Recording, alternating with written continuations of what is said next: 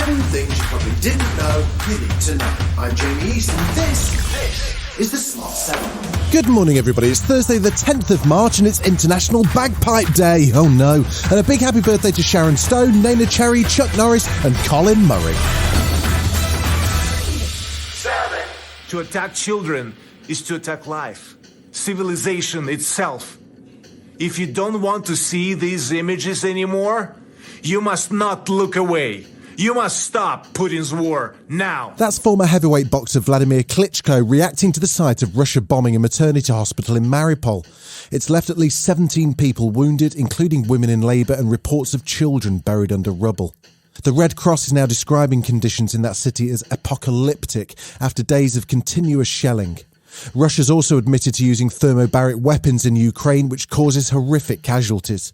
UK Foreign Secretary Liz Truss, speaking in Washington, condemned the attack. The attack on the hospital is absolutely abhorrent, and the UK is at the forefront of supplying humanitarian aid into Ukraine. The UK is sending more anti-tank missiles and the Starstreak anti-aircraft missile system, but Liz says there's still no prospect of a no-fly zone. But the reality is that setting up a no-fly zone would lead to a direct confrontation between NATO and Russia. Russian Foreign Minister Sergei Lavrov is due to meet Ukrainian Foreign Minister Dmytro Kuleba for face-to-face talks in Turkey on Thursday, but US Secretary of State Antony Blinken says there's no prospect of Russia winning this war.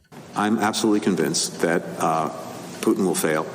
You can win a battle. That doesn't mean you win the war. On the contrary, you can take a city, but you can't take the hearts and minds of its people. The row over UK visas for fleeing Ukrainian refugees continued on Wednesday, with less than 1,000 issued, while the waiting list is now over 22,000. Ukraine's ambassador to the UK, Vadim Pristaiko, testified in front of a Commons committee that even his wife had trouble getting a visa. Although it was already approved by your government half a year, my wife didn't have it. So even simple things like that, and bureaucracy is so tough. During Prime Minister's question time, Lib Dem leader Ed Davey wanted to know why refugees from a war in Europe are being turned away. Can the Prime Minister not see that this flies in the face of our country's proud tradition of providing sanctuary?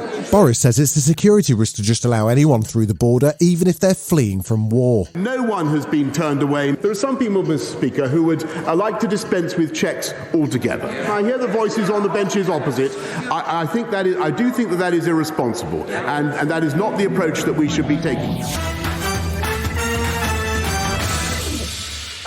The war in Ukraine and the sanctions on Russian oil and gas have created a new wave of energy price inflation, and Boris was warning that things will not be getting better anytime soon. Labour leader Sir Keir Starmer's calling for a windfall tax on North Sea oil and gas companies, and he pointed out that energy bills are already due to rise by £700 on average in April, and the government's planned £200 energy loan scheme will make very little difference. The wholesale price of oil and gas is now ballooning. Household bills are set to shoot up by another £1,000. It's a total mess. So I ask again, when is the Prime Minister going to force the Chancellor to U-turn? Boris was sticking to Plan A, with no sign of a change of heart from Chancellor Rishi Sunak. Altogether, Mr. Speaker, there is a £20 billion package of financial help that we are giving the British people, and we will continue to do more. I think a U-turn, Mr. Speaker, is the last thing we want. There was dramatic historical news on Wednesday as a long-lost sunken ship was discovered. The Endurance, the vessel of Antarctic explorer Sir Ernest Shackleton, famously sank in 1915 and was believed to be lost forever. The ship appears to be almost perfectly preserved, and historian and podcaster, you may know him from History Hit, Dan Snow, says he'll never forget the moment they found the wreck. It was on Saturday the 5th of March, extraordinarily 100 years to the day since Shackleton was buried in South Georgia on a subsequent mission to the Antarctic. And the rumour swept through the ship. We all rushed to the monitoring station, and there we saw a clear target on the seabed 3,000 metres below, and subsequent surveys showed it was Endurance. Still to come on the Smart 7, there's a disturbance in the force, but in a good way, and Rebel Wilson talks BAFTAs, right after this.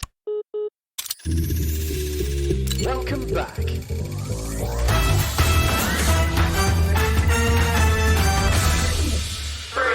Wednesday saw the second night of the Champions League last 16 second legs as Man City took on Sporting Lisbon and Real Madrid faced French giants PSG, all fighting for a place in the quarter-finals. Real Madrid were 2-0 down from the first leg, but a Karim Benzema hat-trick saw the game finish 3-1, which meant Madrid managed a great escape and got through. Man United had a much quieter game against Sporting Lisbon. They were 5-0 up from the first leg and closed out a 0-0 draw to go through to the quarter-finals and join Liverpool. Manager Pep Guardiola was happy to celebrate the achievement. And now we are again in quarter-finals, so the best 8 teams in Europe. And I'm a guy who learned through the time to enjoy the moments. And when I qualify for the next season, play the Champions League, that night I celebrate it because I know how difficult it is. There's a new host for this year's BAFTAs. Somewhat surprisingly, it's Australian actress and icon Rebel Wilson. She wowed everyone with her hilarious speech back in 2016 and again in 2020, and I guess it was enough to land her the big gig. She told the One Show that she's really looking forward to the big night this Sunday. It's really cool that award shows are back. It's like, woo, the actors don't need to do wellness podcasts anymore. And it's all about just celebrating films. I mean, the British films, like their legacy is awesome. Like we're celebrating 75 years of James Bond, the 20th anniversary of Harry Potter, and the 3rd anniversary of Cats. It's been about 20 minutes since we had any new Star Wars content, but don't despair, there is more on the way. The very first teaser trailer for Ewan McGregor's reboot as Obi-Wan Kenobi just dropped. Queen's Gambit star Moses Ingram plays Inquisitor Raver, whose mission is to hunt down and exterminate, wrong sci-fi show, the Jedi. The first episode will stream on Disney Plus on March the 25th, and it looks brilliant. Their compassion leaves a trail. The Jedi Code is like an itch. He cannot help it. Where is he?